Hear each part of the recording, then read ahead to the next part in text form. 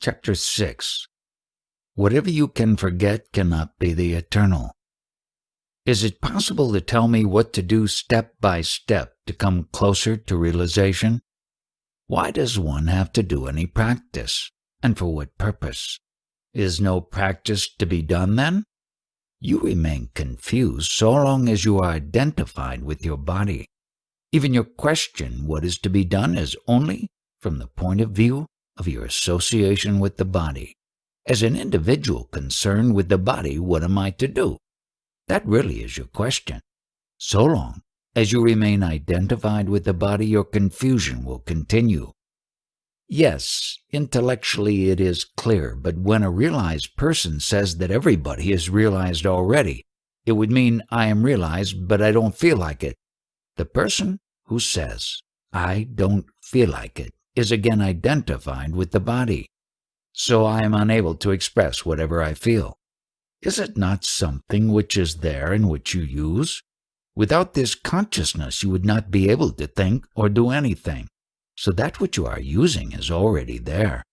There is no other practice to be done except to understand, that is, telling yourself with conviction, that it is this knowledge that you are which is itself the knowledge, and not the way you are using this knowledge at the individual level.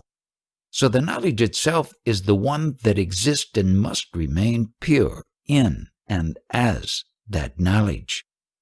And you must remain apart from it. That knowledge that you are has mistakenly identified itself with the body, and so you are thinking of yourself as the body. But you are the knowledge. Strengthen your conviction that you are the knowledge, this beingness, and not the body. How can one do so? By meditation, like dhyana. And dhyana means the knowledge must remain in meditation with the knowledge. Now, what is meditation? Meditation is the knowledge I am, remaining in that knowledge. There is the waking state and the sleep state, and the knowledge that you are. I exist. I know that I exist. Other than that, what capital does anyone have than merely this knowledge I am? I see it as being important because everything else is changing. What can you base your questions on? The only thing that you have is the knowledge that you exist. Other than that, what knowledge do you have? No knowledge. No other knowledge. Therefore, be in that, and don't presume that you are someone to act. That is all you can do at this stage, and remain in that. All questions really come via your mind and body, from which you have to be separate. This is the total message. Remain in that. If you can accept this message, you may come here because you will repeatedly hear the same thing. But if it is not acceptable to you, then don't waste your time. In the spiritual line, what work have you done? Have you read anything, done anything, been anywhere? Yes. In 1960, I became interested. At that time, I met Swami Menon. Presumably, the visitor is referring to Sri Krishna Menon, also known as Sri Atmananda, and went to his lectures. I go to Rama Ashram frequently, because there Maharaj's book was given to me by Sri Ganesan. You read Ramana Maharshi and both volumes of I Am That? All the time, Ramana Maharshi's books and Maharaj's. What has been said in Ramana Maharshi's books and what has been said in Maharaj's books, does it tally? Absolutely. Ramana Maharshi is somewhat distant and gets you a little scared. Maharaj is tweaking your nose and talking and easier to absorb. You have a clear picture then of your true nature, of what you are. In words, yes. Even if you accept it in words, that is already a lot. Who is it that accepts what has been said in the words? Now that which accepts what has been said in the words, is that principle not separate from the words? I am still a person with a memory. I hope to progress beyond that. What makes you consider yourself, as a person, your identification with the body? Will this individual personality last? It will remain only so long as the identification with the body remains. But once there is a firm conviction that you are not the body, then that individuality is lost. It is the simplest thing. As soon as you have this conviction that you are not the body, then automatically, instantaneously, you become the total manifest. As soon as you leave your individuality, you become the manifest totality. But your true being is apart from even that, which is totally manifest, and you assume this individuality within that total manifest so long as you are identified with the body. When there is no individuality, what will you consider to be the one who meditates and the meditation?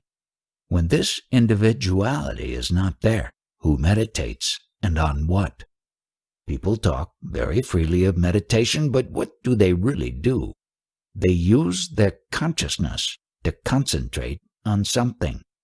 Dhyana is when this knowledge, this consciousness that I am, meditates on itself, and not on something other than itself, on itself. Knowledge has no form in any case. So that is when the I am turns in on itself. It again gets qualified with form because that is the way I am to myself now. When you say you must sit for meditation, the first thing to be done is understand that it is not this body identification that is sitting for meditation, but this knowledge, I am, this consciousness, which is sitting in meditation and is meditating on itself. When this is firmly understood, then it becomes easy. When this consciousness presence merges in itself, the state of samadhi ensues. When this mana, buddhi, chitta, or whatever names are being used, merges in that state, then even the knowledge, I am meditating, gets lost. This also becomes merged in that state. It is the conceptual feeling that I exist that disappears and merges into the beingness itself. So this conscious presence also gets merged into that knowledge, that beingness. That is samadhi. That knowledge unfolds itself and begins to have the knowledge of everything movable and immovable. And that knowledge begins to know itself. And ultimately what happens? The conscious presence alone remains. That is, there is just conscious presence, not I or you or anything. I repeat, it is total presence. That is total manifestation, not I, you, or any individual. This consciousness, which is within the body, and therefore has mistakenly assumed that it is the body, gradually realizes its true nature, namely that it is only conscious presence without any inherent individual aspects. Finally, it considers itself the conscious presence of the total manifestation, and all individuality is lost. Thus, what starts as selfishness in the individual sense, as identification with the individual, ultimately becomes knowledge of the self as conscious presence. Have you any comment on this? When you ask questions, ask them on the basis that you are not the body-mind, but that you are the conscious presence. It seems that Maharaj is describing two aspects of meditation on the beyond. First, this concentration, consciousness turning in on itself, the sense I am. And then from that standpoint, and only then, can the conscious being observe with what it has identified itself and free itself from all these identifications. The only thing that I come up against occasionally is that during the course of meditation, some very powerful forces get released in the body and try to shake it sometimes. And at other times there are visions or psychic experiences. All one has to do during such times, what I understand from Maharaj, is to hold the sense I am and try to observe what is happening, even though it can tend to distract one very strongly from this sense of presence. That is true, except understand that you are not actually doing the witnessing of whatever happens sitting in the morning or the visions that come to you. Merely look at them But understand that you are not looking at them. There is no you as an entity witnessing them.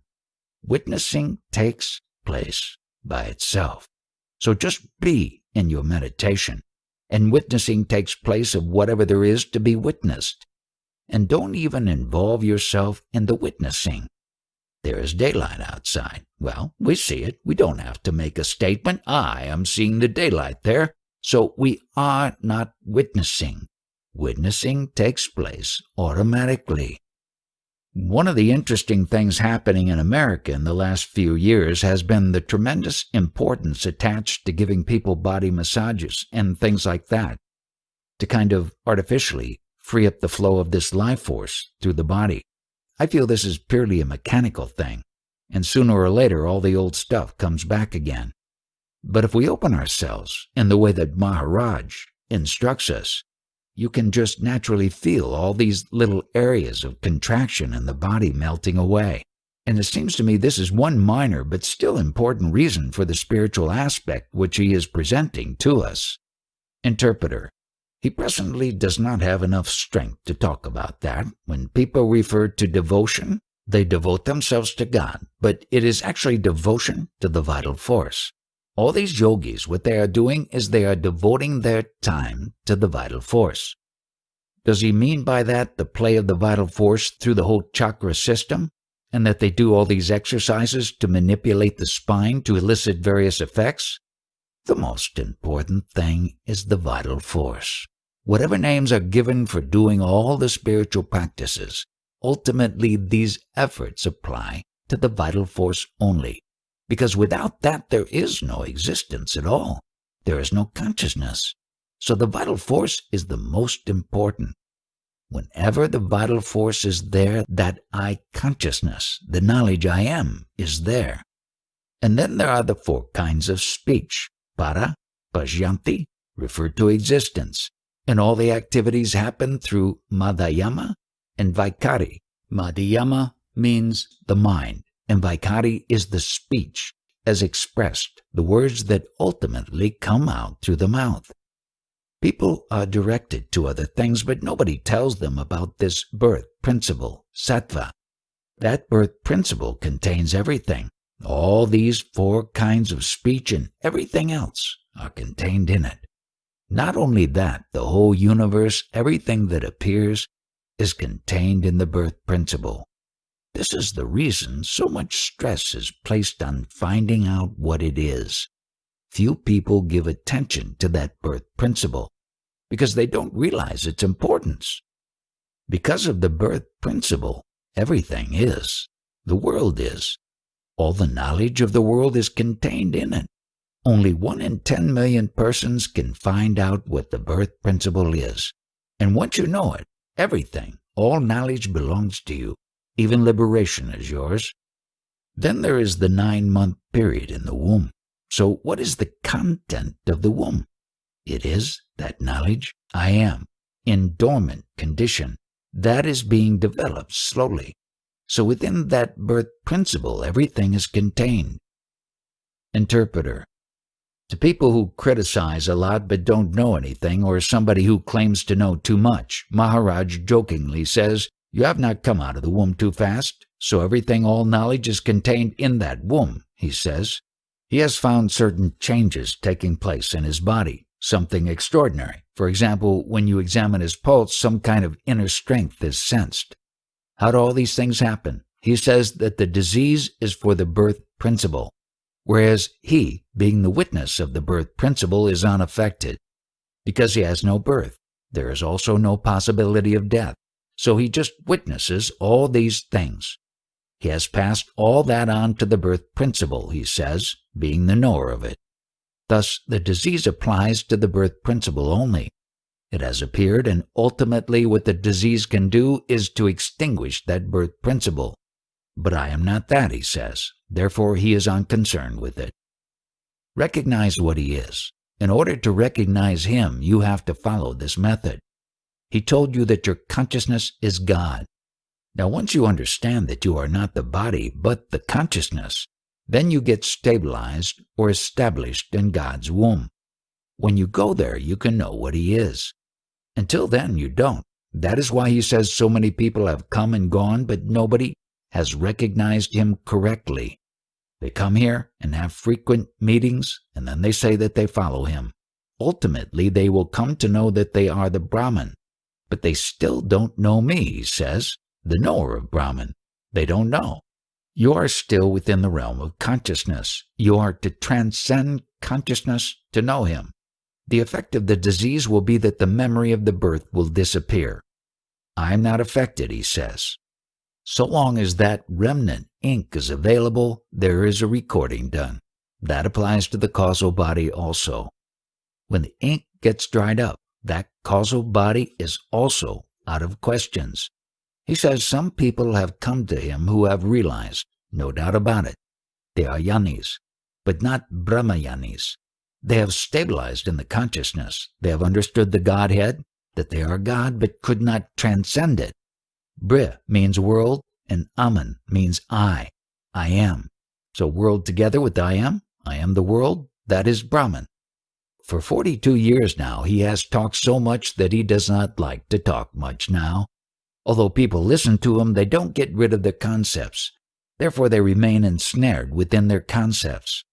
In order to really understand what he says, you have to worship that prana, the vital force. That meditation is necessary. Wherever there is some sound, there must be something responsible for it. Now the world is there, so something must have been responsible for its appearance. So that is consciousness. Consciousness is there. Therefore the world is. Now, in whose presence can you say is the eternal truth, the absolute principle? Turiya means where the consciousness is. One who knows Turiya is Turiyatita. That is my state. Turiya is within the consciousness, which is the product of the 5 elements. And one who transcends that, who knows the Turiya, is Turiyatita. In order to be stabilized in Turiya, you must know the birth principle. Turiya is always described as the witness state that sees through waking, dreaming, and sleeping, and Turiyatita is beyond even that. That which is called birth, the birth principle itself, is Turiya. The experience that you exist itself is Turiya. At this moment, whatever you are, its principle has a beginning. It had to originate somewhere. It may be God, Krishna, Rama, anybody, but it had to originate at some point. Without birth principle, what is there? Interpreter: there is no reservation, you know. He does not spare anyone. He just talks straight. Tell him I saw that very vividly yesterday with a friend whom I brought here. He says he can talk like that because he has no doubts whatever about what is and what is not. That is why his talk is of this kind. There is no perhaps or suppose and all that kind of thing. It must be very frustrating for him when people come here and just cling blindly and adamantly to some concept and think they can find a solution through a little manipulation of that. Many sages in the past have proved their victory over mind. For example, there was Mirabai. Mirabai was a great saint and she was given poison by her husband, but nothing happened to her. Then there is the story of another sage. This one was sick and had not taken medicine for a very long time, and all his disciples were very worried. So they said to him, "You must take medicine." He answered, "Bring all your medicines," and he gulped down the whole thing. And they were again worried, but again nothing happened. Now this also is victory over mind. Victory over mind is one thing. A better expression would be stabilizing in the self, conviction about your true nature. One common characteristic of these sages is that they know what they are. They identify themselves with the Supreme Self.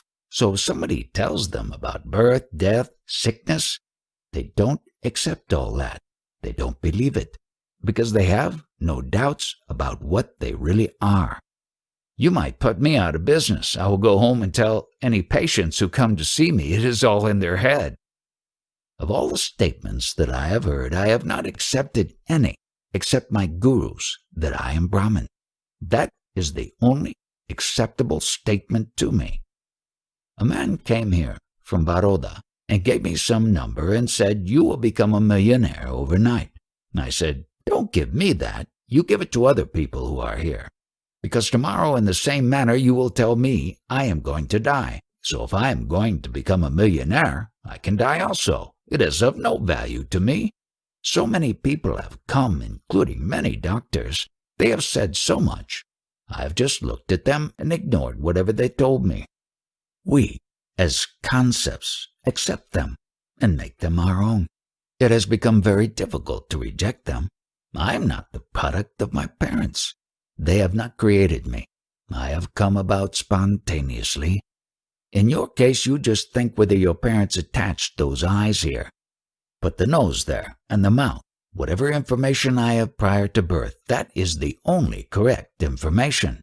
That knowledge is Parabrahman. Prior to birth is the Absolute, Parabrahman. And after birth is Chetana Parabrahman, the manifest Brahman or the consciousness Brahman. I am that principle which was not affected when the universe was dissolved so many times. This I am concept was not there prior to what you call birth. So as this concept has appeared, it will also go away. How am I affected? In no way whatsoever, because it is not true. This applies to all concepts. Prior to birth and after birth, whatever knowledge I have, my own, without hearing it from anyone, that is the only true knowledge which I accept. And the proof lies in my Guru's words. I tell people whatever is correct. I need not read the Vedas to learn from them, but prior to what is called my birth, whatever knowledge I already had, I am getting confirmation of it in the Vedas. In this world, it is common practice for human beings to ask others for knowledge in both worldly and spiritual matters, and from that they try to live, knowledge gathered from others, not their own. People learn whatever they are taught. What they were prior to being taught, nobody gives attention to. Whatever you can forget cannot be the eternal. It cannot be the truth. That is why you cannot forget your true state, and that is why you cannot remember it. Whatever you forget is not the truth. Always remember that. People come here to ask questions, but what do they know in order to ask questions? Do they have any real knowledge of themselves? Do they have any real knowledge? Whatever they have read, heard, or have been taught, they regurgitate. We identify ourselves with the name given us. And what is that name? It is whatever occurred to our parents. We are so much attached to that name, we act with it constantly in the world, and this name is an accident. The word that occurred to their minds is my name, and in this accidental thing, I am taking my form. This lady here usually tells her husband what she has heard at these talks. But today this is going to be very difficult for her, because this knowledge is beyond words. How can you put this into words? Normally the thought flow is continuous, always there. How much of that thought flow is useful to you? Of all these thoughts, take only those that are useful to you. Sometimes I command thoughts to get out. I don't want to have anything to do with you. Fewer than 1 in 1,000 people will ever wonder what is the use of all these thoughts that are just flowing. Very few stop to think about thinking. When thought has no customers, thought vanishes. There is no thought. Yet when he is teaching us, the thoughts are so clear and well defined. It is a paradox. I have no faith in any religion, including Hinduism. When you first come here, just listen to what is going on. Try to understand. Even if questions arise, don't ask them for the time being. Just listen. For now I will be talking about that power which looks like an individual, but because of whose presence the world is carrying on its business. It may not be easily comprehensible, but I cannot be bothered to go into much detail and explain everything at this stage, so try to understand as much as you can. Otherwise, let it go. I am talking about this power which is in the body, but which is the root of the existence and maintenance of the entire universe. What there is in my body is in everyone else's body also, but everyone else is concerned more about this corpse. that he is living with rather than that which lies within that corpse. Whatever upheavals occur in the world, they are movements in that power, for it is that which makes the world go round, and whatever events take place are movements in that consciousness. Because we associate ourselves with the events, there is unhappiness. I see things from a different standpoint, from the point of view of the Absolute. So what is your query? Well, it is just the impersonality of this power, and how nobody seems to have any capacity to control or manipulate it. Most of us in the West think we can, though, which is the biggest part of the illusion. And sometimes things seem to go one's way, but at other times they seem to go very much against what you believe to be right and proper. Whatever is happening is bound to happen. There is a series of events. A scenario is written down. So, according to that scenario, things happen. If we are identified with all sorts of things, we have certain hopes and aspirations. And if things turn out accordingly, we are happy. If the things that happen are not according to our wishes, we are unhappy. So we will continue to be happy and unhappy in an endless cycle so long as we persist in this attitude. However, the moment we see things in proper perspective, that all we can do is to see that witnessing happens, and that whatever happens is independent of our thoughts, then there is a different state. There is no volition as far as an individual is concerned. Things happen on their own. When that is seen, there is already a certain peace of mind. Whatever people complain about, the 5 elements are not bothered. So why should what happens in the 5 elements bother the individual? If the 5 elements themselves are not bothered by what people think and what they do or not do, how is this source of those elements upon which they depend concerned? Why would it be concerned? Some time ago I had suggested to you to read the Gita from the standpoint of Lord Krishna, not from that of Arjuna. Now, even when doing that, you must understand what I meant by Lord Krishna. I did not mean Lord Krishna as an individual personality. I meant Lord Krishna, that speck of consciousness within you, that I am, that I amness. That is Lord Krishna, this I amness. And you should read the book from that point of view. As far as anybody is concerned, could there be the world? Could there be God? Could there be anything at all in the absence of that Krishna consciousness? No, I don't believe so. The moment this is clearly understood, that is it. There is nothing further to be done. And whatever people continue to do or think they are doing, they are purely a concept based on a certain image they have of themselves. And once they act according to that image, they will be susceptible to all kinds of unhappiness. Whatever happens is a mere movement in that consciousness. Once this is understood, nothing remains to be done. There is nothing you can do or need to do. There remains a kind of paradox in the sense that when one embarks on a consideration of the spiritual life, certain decisions have to be made to minimize or at least economize one's worldly activities so that one may have more time available for such consideration. There is also some sense of urgency involved in this, probably still because of the illusion of being this person. But if in the enlightened state there is simply this posture of passive witnessing, how is it that these decisions get made, and how is it that they are carried through?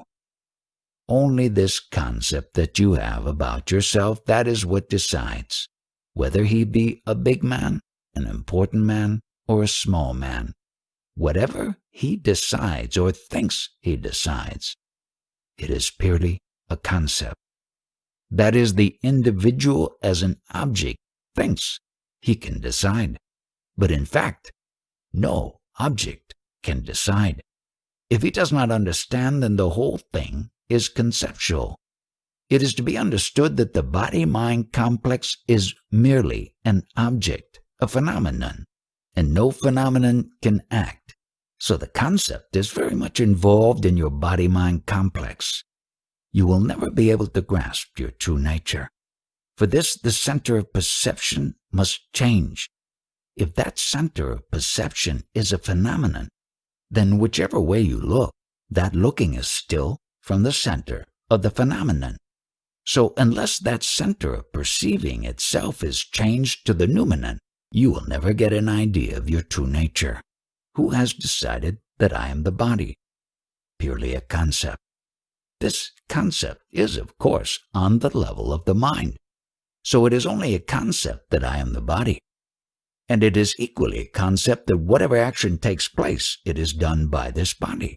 That is, there has been an objectivization, a concept that I am this object, the body.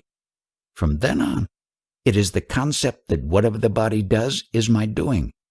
But once this concept is understood, that is, once the object is known as an object, the false as the false, then you take the standpoint of the subject. Once you take that standpoint, the object disappears, and you view whatever takes place as a happening in the condition, and you are not concerned with it. You are merely viewing it. That I am the body and an individual personality means I am time-bound. There is a measure of time. That same concept which has taken to saying I am the body, will I say I am born and will die? Who says I will die? Only the concept. Once you are away from the concept, the subject has no time in it. There is no space-time concept as far as the subject is concerned. I repeat, not only is it this concept that says I am the body, but it is also conscious of the fact that it is time-bound. Thus it says, I will die. But the one who knows the concept is not time-bound. He is quite apart from the concept. The body dies. This means what? It means only the thought I am, that concept, has disappeared. Nothing has happened to the knower of the whole happening. One who knows that this is a concept and that the concept will disappear does not have the experience of either the birth, the happiness or unhappiness, or the death. Maharaj was saying that we are all subject to this power, and we can do nothing over and against this power. It is really just a concept in our mind, and it never works out. Well, in a sense, from the standpoint that we come to him, the arising of enlightenment in an individual would seem to be quite apart from any volitional activity. The whole subject of the spiritual search or quest, there is no quest really, but we just use the word here for the sake of communication, is to understand the concept as a concept, the false as the false. There is nothing to be acquired. That I am God or that I am Christ, Allah, Muhammad, or whatever it is still based on the concept I am. Because unless that concept is reneged, all that you build on it will still be an illusion. So ultimately, only when this I amness itself disappears will you be free of the concept. So long as the basic concept I am is there, the conceptual element cannot disappear. It is the concept itself that has given various names to itself, but it is still the same concept. Without this basic concept I am, where is the world? God?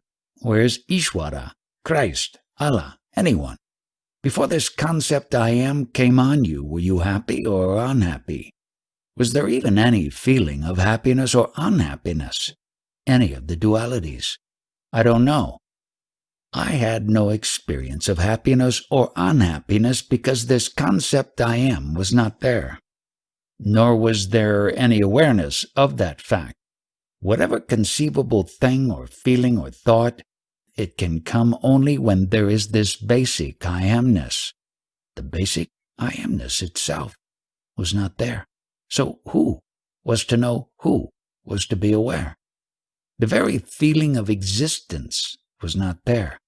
That I am, that I exist, the feeling, the concept itself was not there. So who was to have any feeling? Who was to have any awareness? Who was to have any consciousness? If I am a yogi, a king, or whatever, this consciousness that I am, this I amness, imagination, mind, call it what you like, is only this concept. Before this concept arose, was there anything? There was nothing. There was not even any happiness or unhappiness. The perfect state. I think the other thing that was absent and that gives rise to so many of our questions is the sense of time. For example, why was I not aware in the past? If there is some understanding, there is no past. Exactly. When one talks of consciousness, one is likely to think in terms of an individual.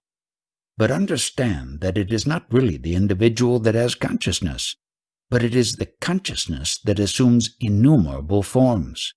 I keep repeating that the average person will not understand this. Why? Because it is too simple to grasp. One wants something, some form, some shape. That something is born, and is going to die or disappear is all imagination, all an illusion. Nothing is born. It is the child born of a barren woman. Who calls it that? Even that is a concept, because in the absence of the basic concept, I am, there is no thought, no awareness, no consciousness of one's existence. To one of the visitors in particular, what about that actor friend of yours? Will he reach the state of absorbing what has been said now? To the interpreter, tell him he is at home, licking his wounds. Another feeling or idea I just wanted to put to Maharaj while on the subject of concepts, especially this fundamental concept I am, is that we tend to confuse it with all the crude, ill-formed thoughts, but in a sense this concept is like the most subtle activity, right at the very touchstone of consciousness. You can miss its fundamental nature if you just consider it in the way that we ordinarily use the word concept. 1 in 10 million will grasp the subtle part of the whole thing. The total population of Bombay, but obviously the Maharaj has not got disheartened either. He has been talking for 42 years. How many times has he seen anybody for whom he has held out any hope at all? Even then, it is a concept again, but I give you a criterion by which one can sort of judge something. When a stage is reached that one feels deeply, that whatever is being done is happening and one has not got anything to do with it, then it becomes such a deep conviction that whatever is happening is not happening really, and that whatever seems to be happening is also an illusion. That may be final. In other words, totally apart from whatever seems to be happening, when one stops thinking that one is living and gets the feeling that one is being lived, that whatever one is not doing, but one is made to do, then that is sort of a criterion. The teacher in the West who has his disciples ask themselves that question, who is the one who is living you now? It can never be announced. That is true. If an answer is given, it can only be at the mind level. If there is someone who has done a lot of sadhana, and having done that still has not achieved anything, he will have the questions to ask such as, what have I been doing wrong? One of the obvious answers for a lot of people who come here is that they have been waiting for Maharaj's teaching to come into their lives. How do all people in the world, successful or otherwise, operate? When you look into it, you will find that everyone has assumed a sample, a certain image of himself. I am so-and-so, an image or a pose, and it is from that pose that he is acting. That pose has been taken by his concept about himself. And only someone who understands this, the source of his actions, becomes free of it. He sees the faults as the faults. These God-men, even rishis, munis, who consider themselves avatars, every single one of them are doing the same thing. They have assumed a certain pose based on a particular concept. And unless they also see why they are acting and how they are acting from that pose based on concept, they will continue to do so and not be free from it. I have often felt that everybody in this world is trying to present some sort of face, and all our activities are in aid of maintaining that sense of the self we have to protect us from having to look beyond it. We were making some funny remarks about psychiatrists yesterday, until they begin to understand that so many of people's neurotic behaviors occur when this face they are trying to present is being threatened or challenged in some way, I don't think they will ever know what they are doing. Psychiatrists will have first to understand what mind is, not how the mind works, but what mind itself is. Then there may be some change. It is a long way off. It is indeed. Because they are never going to learn that from books. That is where everybody thinks he is going to learn it from. The Marathi word for psychiatrist is manashastri. That is, mana is mind, so doctor of the mind. Unless the doctor of the mind first understands what mind is, he will not get anywhere. Whatever goes on is based on the mind. The main question he should address in the first place is, what is it that the mind itself is based on? What is that of which mind is the content? Then he will get somewhere. Whatever goes on in the world is based on concept. The concept in action is mind. Have you thoroughly understood the fact that you are not the concept but the knower of the concept? Whatever names and designations exist in the world, they are all of concept, and you are not the concept. What I say, has it now acquired some familiarity? Very much so. I have tried to live with it for the past 2 years, every day of my life. It is not something to be put into practice easily. Only look at yourself. This is you. There is nothing to be done. I will never let you get away from it. Nothing to be lived, in fact. That is what was said earlier. When you realize what is living, what you think you are living, that is that you are merely being lived. Whatever you may think you have understood, whatever is your knowledge, it is all a concept. Rishi, Muni, Yogi, King, whoever he may be, is all based on concept, a pose taken. One thing that has baffled me for some time is with respect to a man I came across with all sorts of miraculous powers, who very obviously professed himself as such and such an avatar. This seems to me a concept which is not true to the essence of what India has always stood for, and Maharaj so obviously represents. With my scientific background, I could not doubt the veracity of this man's claims. Once I was able to observe what happened to people before and after the performance of a particular miracle. But I have found it hard to understand why a man with such incredible control over the workings of nature and his ability to manipulate it did not seem to have the same degree of insight back into what are the seeds of this whole concept. Is this man someone in San Francisco? No, I am talking of Sai Baba. Interpreter, he always goes to the root of any matter. He says, there is Sai Baba. So what is Sai Baba? When we say Sai Baba, what is Baba? And how is it Baba? And earlier he said, why open someone else's shop? It does not matter to me. When he had the energy, he used to speak a lot. Whoever came at any level, he would speak to them. But now he is not too well. He says he wants to speak only to some scientists who specialize knowledge of the subject of the 5 elements. So he would be able to challenge whatever is being said. Otherwise, he says it would be a waste of energy, of which he is already depleted. After a while, that scientific knowledge, and that is what I am engaged in, is very boring. It is ever the same, and it does not fulfill you. Chapter 7. You are that which observes the coming and going of the consciousness. One of the things that Maharaj was talking about this morning is how the life force in our bodies, the prana, would not have been able to appear without consciousness being present.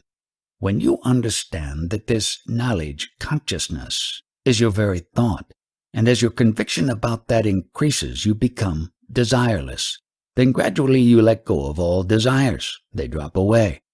With medicine, one can make a condition endurable.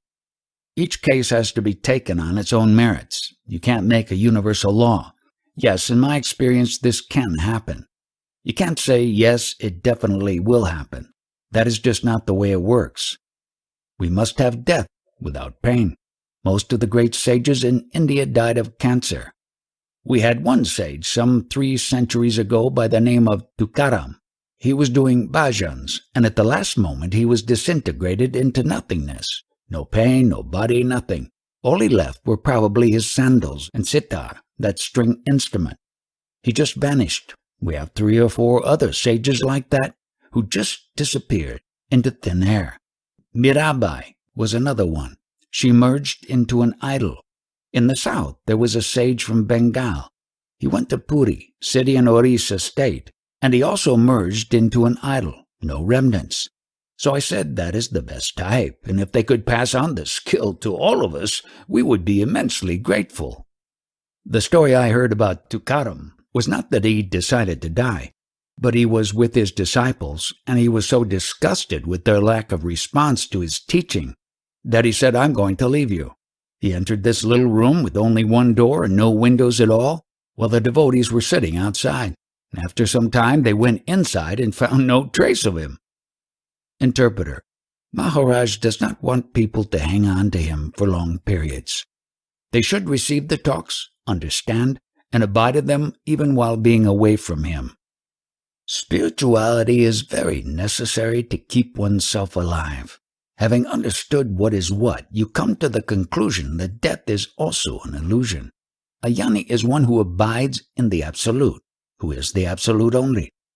A jnani who has understood and transcended this consciousness does not want to prolong the life of consciousness. He leaves consciousness to its own nature, to spontaneity. He does not interfere. Of a jnani, nobody can say he has any relatives. All could be his relatives, or none could be. Only a jnani knows that everything is not, everything will not be, and everything has never been. For a jnani, individuality has been liquidated completely. There is only manifest consciousness, which is ample and plenty for him.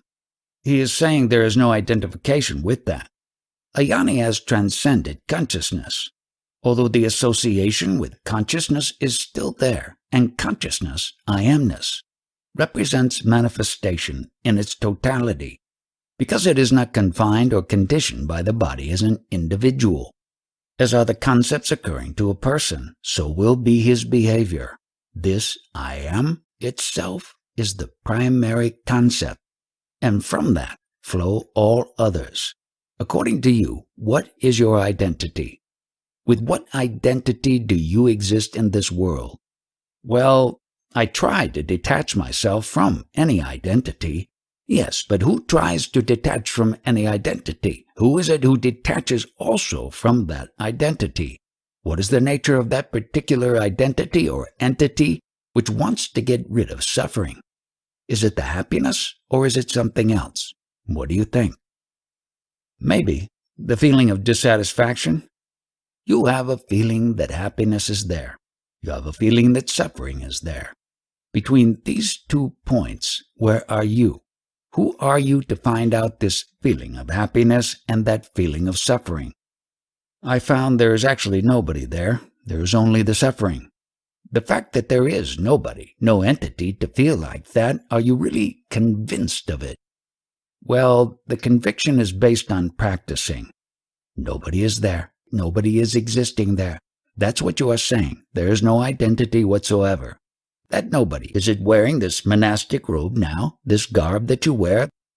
No, the difficulty is there is still some sense of attachment. Since when do you know that you are?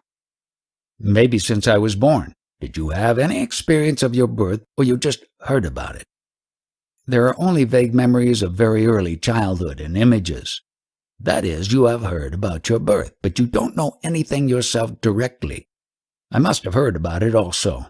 You know that you are because you have heard that you were born. Therefore, you are.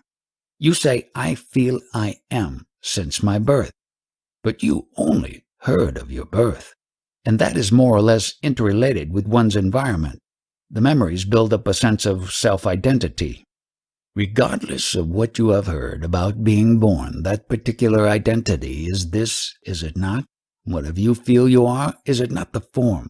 The same form, is it not, of which you have heard that it was born and signified your birth? You mean I stay in the same identity with which I was born? You have heard about the form being born, and this is the form. You call it now your identity, whatever you call yourself. You have heard you were born and you are experiencing that birth only now, isn't it? From the moment you are experiencing the world, you are experiencing the birth. All that you understand is objective knowledge, which is impermanent and will not remain with you. The one who says, I don't understand, that is you. You are that particular thing that says, I don't know. And whatever you know, whatever is an objective perception, is all impermanent. Doesn't that imply the sense of me as well? If you say you have a sense of me, that is not going to remain with you. It is impermanent. Once again, it is anatma. So why be bothered with that? Why worry about a thing that is not permanent? So where's your question now? The one who says, I don't know, does he exist prior to the one who says, I know? There is something which says, I know, and there is something in you which says, I don't know. Which is prior? There must be something existing before what we mean by I know, I don't know. I know if it is just knowledge based on objects that are impermanent. That which knows it is impermanent is existing all the time. Without this knowledge, you cannot make the statement, I don't know. All objective knowledge is impermanent. But then what is so-called self-realization? We will come to that a little later. Self-realization means I am completely full. I don't want to know anything. I don't require anything at all. Self-realization is a term, a goal which we are trying to understand. If it is an outside answer, it cannot be reached. Unless it undulates within you, that means you are that, you will not be able to understand it. It cannot come from outside. Those are the only terms and goals, and no path leads to it. There is nothing more to be understood, since you are that. If you understand this, that is all. Then whatever objective understanding is impermanent, that entity which knows is permanent, which you will never be able to understand. The thing is complete already, and I have failed to realize that. I am trying all these days to be one with that. But as long as we try this, there is a sense of separation involved. That means in a way that trying must stop. You cannot try that, you know. It must be there already. You say it is perfect, is it not? Then where is the question of reaching the perfection? You cannot reach something which you are not. You must be perfect right from the beginning. Therefore, you are that. You don't have to reach something. You are trying to create a goal. Only your mind is creating something, you see. You don't know the fact at all, because you are the fact. How are you going to know a fact as an objective thing? That is, if it is a fact, it is subjective. You cannot know it as other than you. If you are going to know it as other than you, it becomes objective. It is impermanent. That is why all people are after spiritual pursuits, you see. They go with one hand out. They want something to be blessed. But if somebody blesses you, you put out another hand and say, bless me here also. Self-realization is not to be given on a platter. It is already there. What is there to be given? That which can be given to you has to be secured. You don't require any security or anything at all. It is already there. If you feel it is not there, you are never going to realize it. Some instruction helps, though. If you are getting the instruction according to a certain path or method, then again you will get into trouble. There is nothing like that. There is no path, no instruction at all. That you must understand. There are strong habit patterns. Yes, and once you know their impermanence and that they are not true, why worry about the habit patterns? Remove the habit. Go beyond. If you cannot do so, then you cannot understand this, the whole final truth yet. No path, no instruction, no method, no technique. You are full. You are all one. You feel you are two. So, okay, understand you are not two. Advaita. You were a child, and you have become a big boy now, a big man. Do you know anything about along which path you have come, and how you have grown? You do not know anything about this. Then why do you want to ask which path to follow now? I would like to know the path by which you have come into this life and have grown into this man. If you tell me, then I will tell you the path to go back. These are all ideas, concepts, a grand idea that you were born and you are growing and you have come this way, that way. There are people who told you this. So I want you to go back to the source from where you seem to have come. Stop there and find out. Look back and see what is happening. Don't go with the current and then see what is what. You will never be able to find out because your travel in the stream is only conditioned with concepts. You have heard about things from people. You have read about it in books. That is why you are passing along the stream, is it not? Go back. Go to its source and find out whether there is anything. That is the beauty of my teaching. It takes you back to the source and does not allow you to leave that source at all. If you want to discuss anything regarding what happened to you after entering the stream, okay, then so many stories abound. All the scriptures of Hindu as well as other religions are available to you. Go and read them. They are of no use. But I say you can go back. Go back to that point from where you seem to have come, and see if you have really come.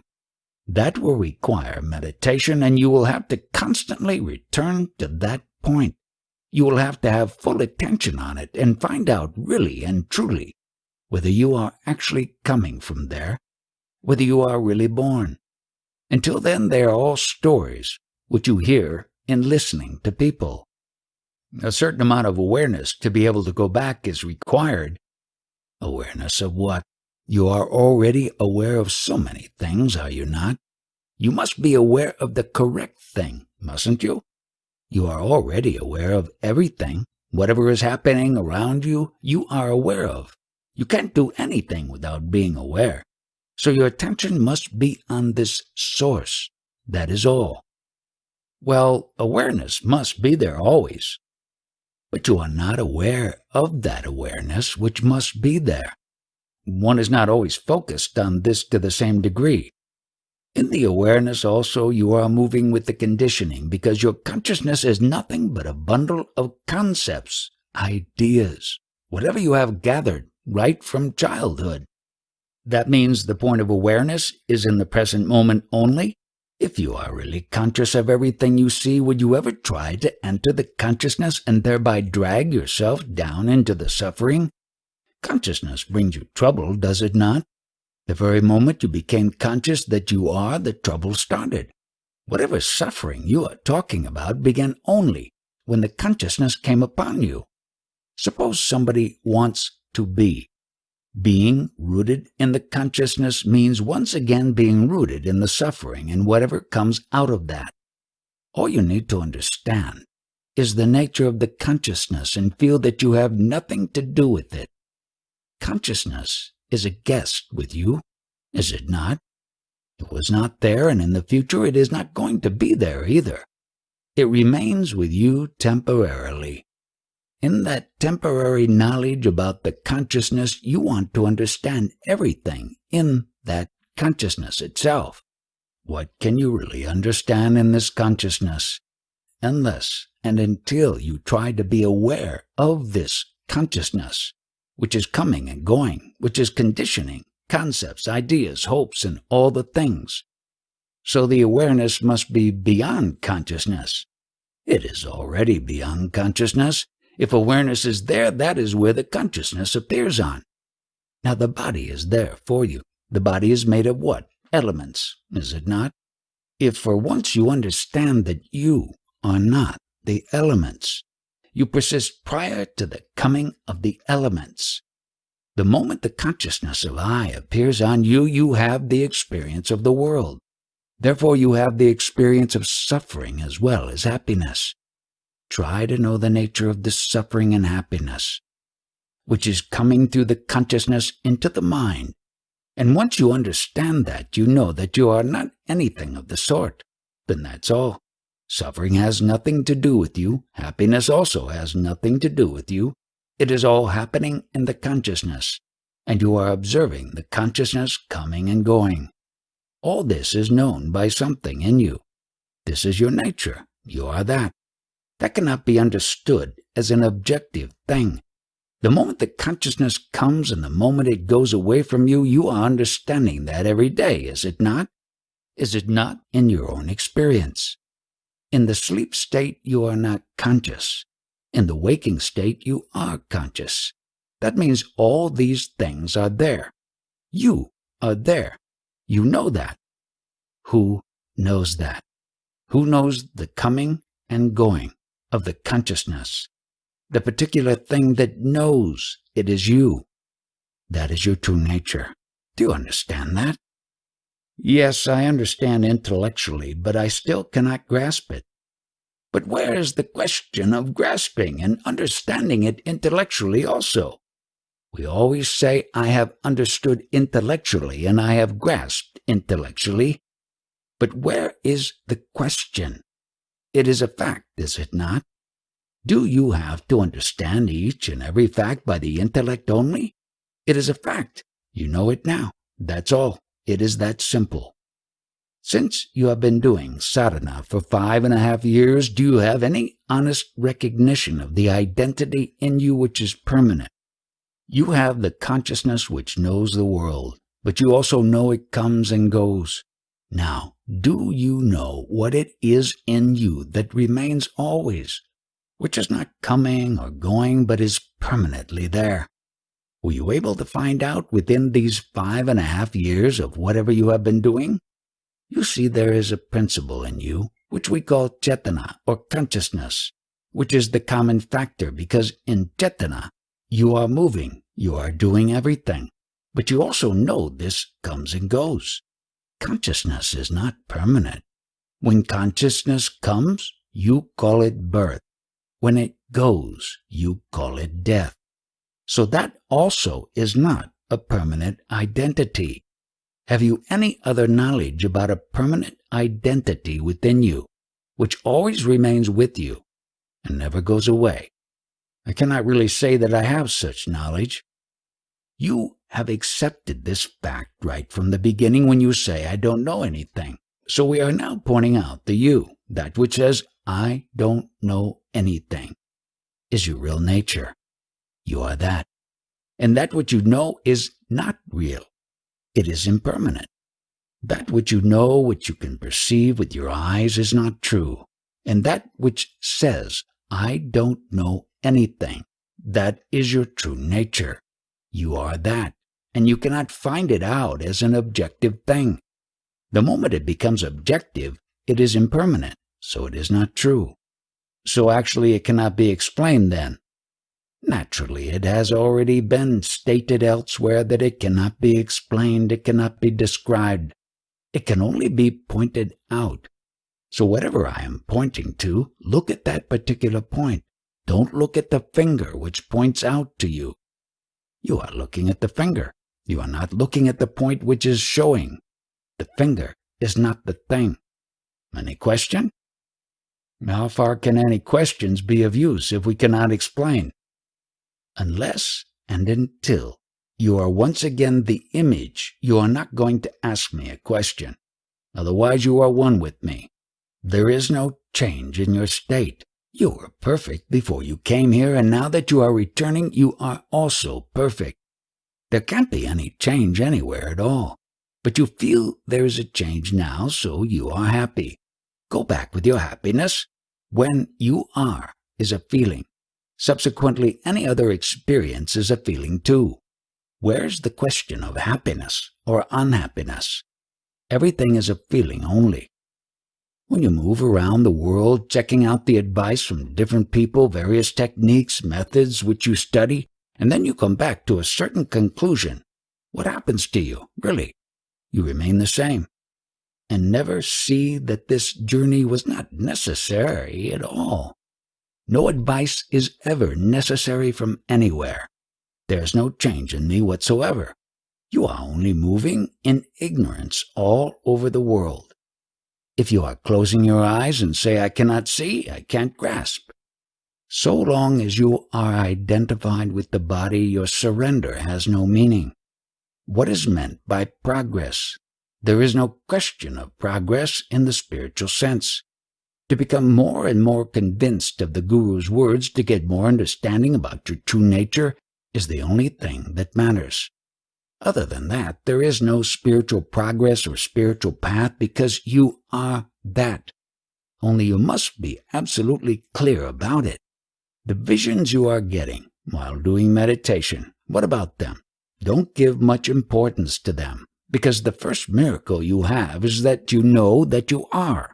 Is when you know that you are, you see the world also. It means that in your consciousness the whole world is present. Surely that in itself is a miracle. To see the world with your consciousness? What greater miracle do you want? Interpreter. They have been going to somebody for 8 years. In spite of that, they are not able to understand his language. And Maharaj is asking, what have you done in the last 8 years? Your achievement is that there is some God, and you are a human being. That is your conviction. That is your only gain. So what have you understood? Well, unless you meet the right sage, you cannot progress in spirituality. You can't do anything. There is no progress. You have to dissolve progress. You get conviction about yourself only when you go to a man of conviction. But who knows him? He has no doubts about himself, but they find it very difficult to understand him. Have they read Maharaj's book at all?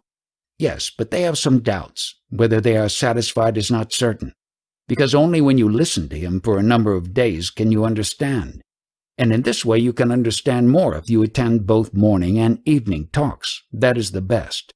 All your doubts will cease. Don't allow any doubts to remain.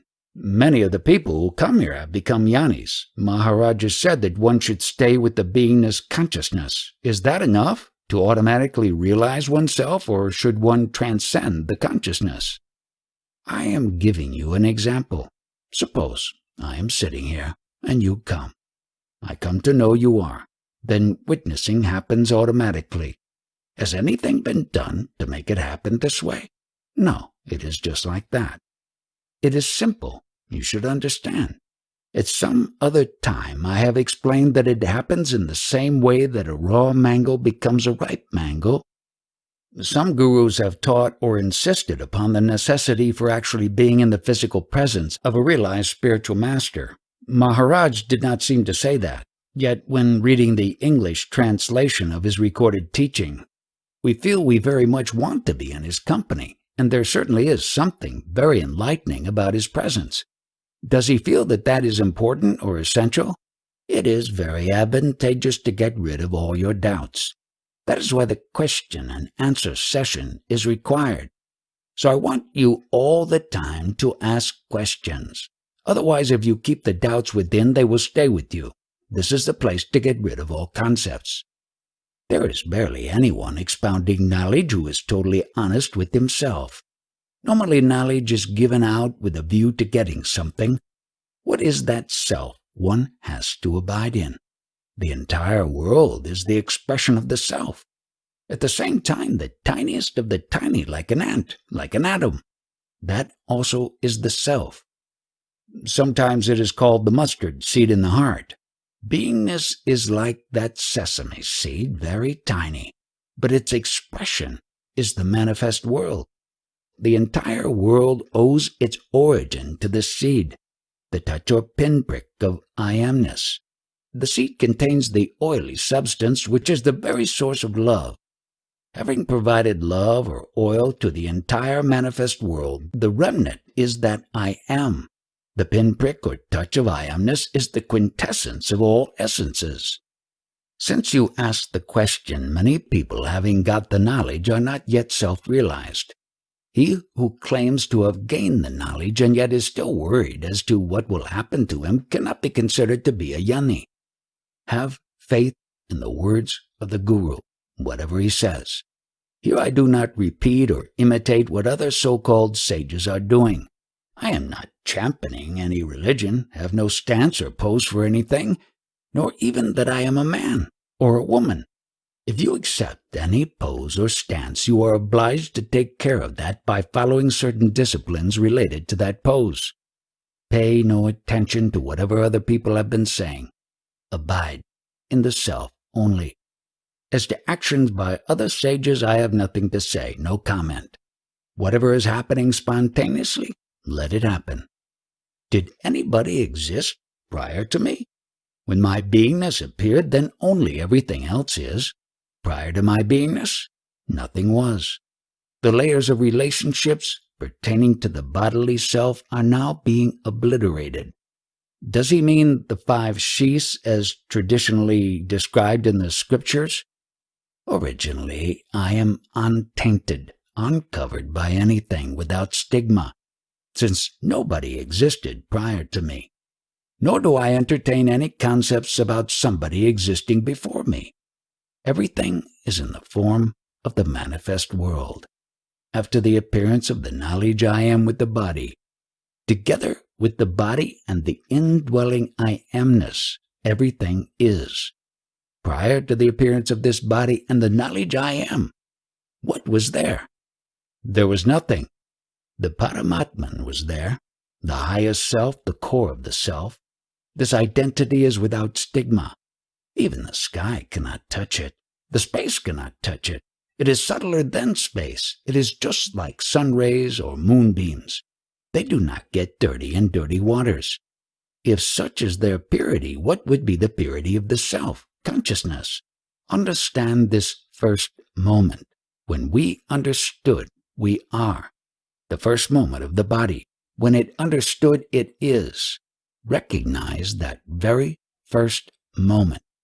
Once you grasp this, then you are the highest of the gods, the point at which everything arises. At that very point, everything also sets. The source and the end are the same point. So once you understand this, you are released from that point. Nobody tries to understand this happening of the self, the happening of this I amness. Once it is understood, I, the Absolute, am not this I amness. What did you understand?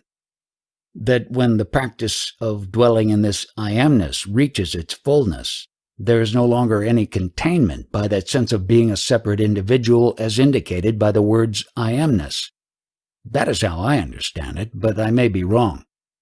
The only way we can express it is through words. There is no other way. This I amness, the quintessence, the sattva, parakshakti, is not I. That I amness, the feeling of I am, is the quintessence of everything. But I, the Absolute, am not that. That I amness is the highest knowledge, and this is surrendered here by the abidance and the action. Interpreter, a duplicate of him who talks like this you will not find anywhere else. Addressing one American visitor, would you be inspired to put this into writing, these teachings? Yes, I would.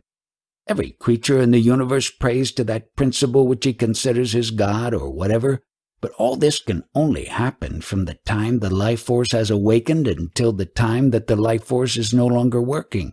In the practice of meditation, this life force gets purified, and then the light of the Atman shines forth. However, the working principle is still the life force. When this purified life force and the light of the self merge into each other, then the concept, imagination, or mind, everything, is held in abeyance. When anyone tells you to do some sadhana, with what can you do sadhana of any kind? It can only be this life force. The only instrument one has to do sadhana with is the life force. This life force, instead of viewing it merely as an instrument, has to be treated, mentally accepted as the highest principle in the world, that is God, Paramatman, Ishwara, or whatever you want to call it. So when this life force is pleased, it gets purified and merges with the light of the Atman. What is creation? Whatever has been created, is it the creation of God, or is it the creation of this life force? By practicing meditation diligently and continuously, this life force gets purified to such an extent that it attains divinity. Do understand that this life force is God, and God is the life force, and be one with it. Now, when this life force and the highest principle become one in your meditation, Then whatever is reached by this merger signifies the moksha, or awakening. Liberation, call it whatever you like. So what is moksha? Subjection to the gunas and all the other upadhis, the conditioning obstruction connected with the individual. All that disappears. That is liberation. This life force is the acting principle, and that which gives sentience to the person is the consciousness. This is the traditional imagery of Shiva and Shakti. Shiva is that speck of consciousness, and the working principle is the life force, Shakti. People only go by the various names that have been thrown up and forget the basic principle. The principle is that within the body, consciousness and the prana or life force together are Atman. I call it Antakarana, psyche. It is said that somebody is dead. So what has happened? The life force has gone, and the principle behind the life force, that is this consciousness, has also disappeared. That is all that has happened. I have been explaining the principle, analyzing it for all these years.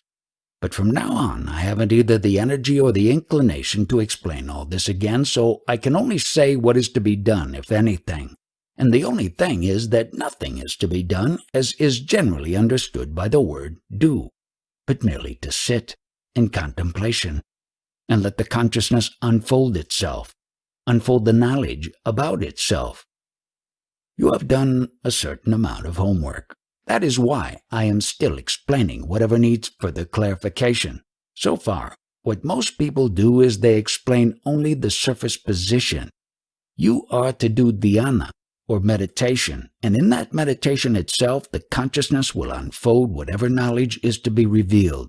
But people generally don't go to the root of the matter and explain the principle, which is what I have been doing for all these years.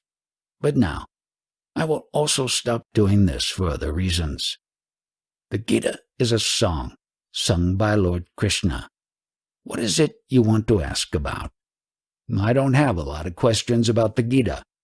It seems that it epitomizes some of the things that Maharaj has been saying to me very graciously over the past few days. I just wanted to hear his comments on that. What meaning did you gather? What have you understood? I feel that when dhyana is done properly in the way we are instructed, the first thing that becomes apparent is that this consciousness, which is usually spread in 1,000 different directions by our daily activities, starts to get a greater sense of itself, and then witnesses what arises. At the same time, the body's energy as a consequence becomes intensified too, and it seems to be polarized in a vertical dimension. I can't explain it any better than that. The other thing that happens seems to be part of the purification, and what he was talking about was that I am talking about the meaning of words, first as you have understood them, not what is happening. Happening would be an experience. Well, that is what I have said. That is what I understand by the meaning. I also feel that many of the Upanishads and the Gita talk about the heart as the seat of the soul, or where the soul enters this body. And beingness is something that is prior to this whole vertical dimension in which the life force moves. And even the life force gets eventually resolved in the center. It is like Maharaj's description of consciousness as a tiny seed, and in that seed not only our body being, but the world which we perceive, even the whole universe, has its seat. When dhyana is directed, the tendency of consciousness is reversed into the center.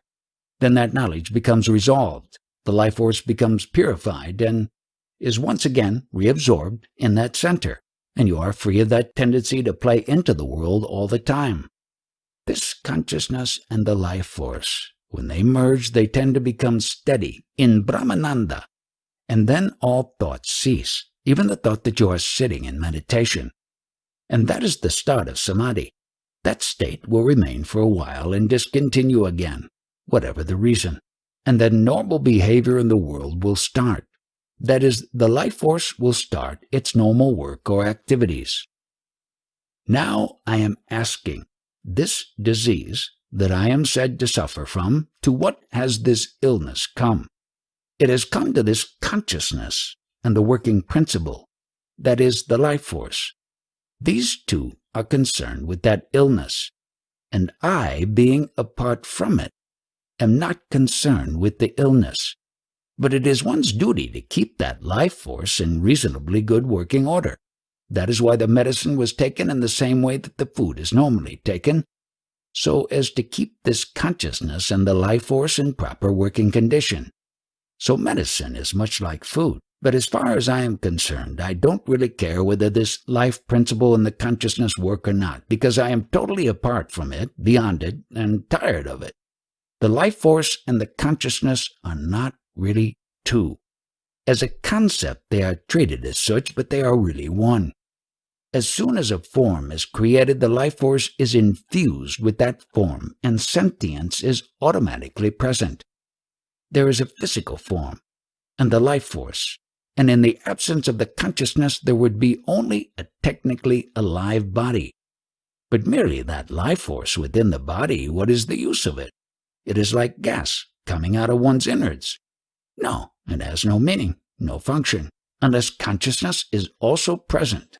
So it is this consciousness which gives this life force, which would otherwise be merely air, the potency to create a sentient being. People write to me, thanking me for my guidance, and they say they now understand that although physically they and me are separate, we are actually one. All that, however, is still superficial knowledge which has been obtained by the consciousness upon its realization that it is not the body. But it is only at that stage that the knowledge has remained, on the level of words. They have not really gone beyond it. So they have just replaced certain concepts by other concepts? Yes. You see, so long as the concept I am is still there, they have not gone beyond or prior to it. They have not gone beyond the total manifestation. So now when people come here, I talk with them. From what level am I talking? I am talking from the level that you are consciousness and not the body-mind. In my state, whatever comes out is from the total manifestation and not from the point of view of the Absolute. Hang on to that consciousness which is your only capital, and do dhyana, and let that unfold whatever knowledge has to be unfolded. Previously, he says he had an intense desire to impart knowledge. So when people came and he found someone who was really interested, he even suggested that they stay 4 days, 5 days, or a week or longer, so that those who had made plans to leave would change their minds and stay on. But he says that was some time ago. Now if someone says he is going to leave in the evening, he will say, "Leave now." He gives an example.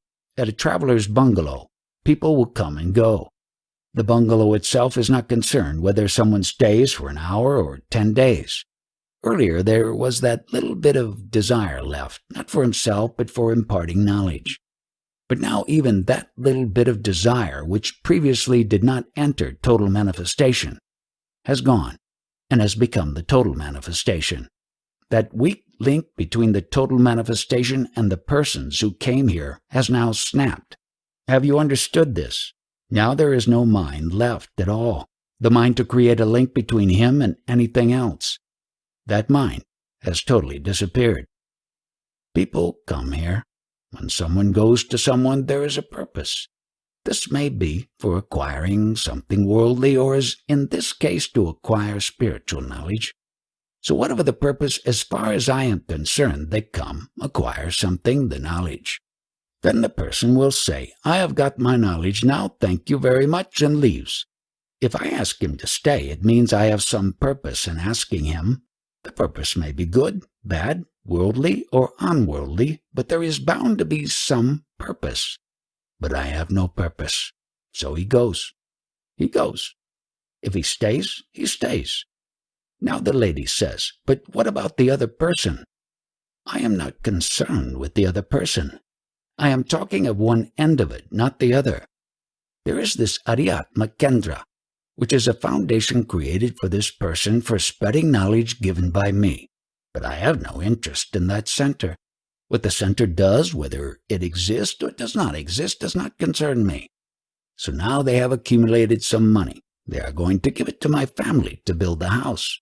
So whether they do so or not, and what the family does with it, is of no interest to me. I don't need even a house to live in. What is more, I don't need God either. I have no need of any kind.